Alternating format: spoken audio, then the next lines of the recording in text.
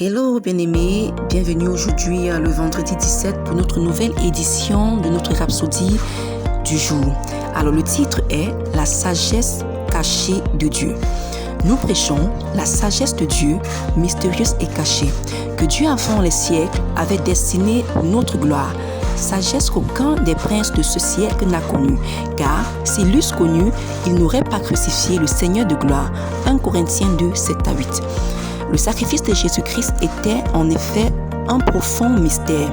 Satan étant un être créé et non omniscient, ne pouvait pas connaître la pleine signification de l'œuvre rédemptrice du Christ.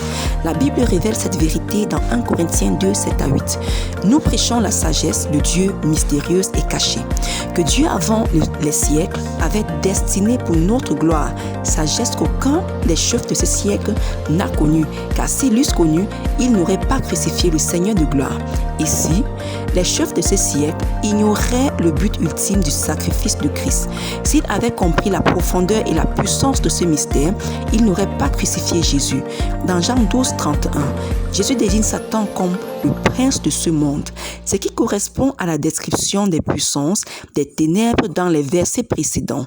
L'ignorance de Satan et de ses principautés concernant le plan divin témoigne de la sagesse cachée de Dieu. Il ne savait pas que la crucifixion de Jésus conduirait au salut de l'humanité. 1 Corinthiens 2, 9 à 11 donne plus de détails.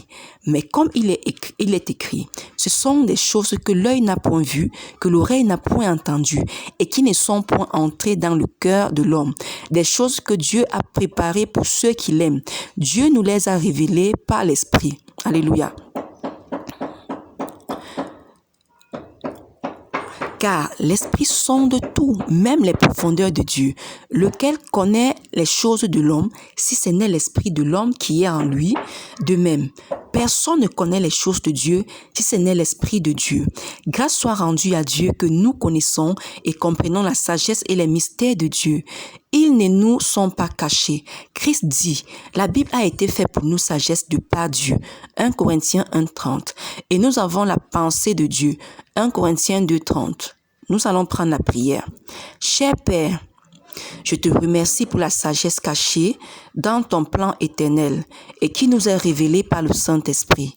Je suis reconnaissante que Satan n'ait aucun pouvoir sur mes pensées et aucun accès au plan que tu as préparé pour moi. Merci pour la victoire que tu m'as donnée en Jésus-Christ. Je marche dans la confiance de cette connaissance, car je suis en sécurité en toi au nom de Jésus. Amen. Commence à macérer et à parler en langue.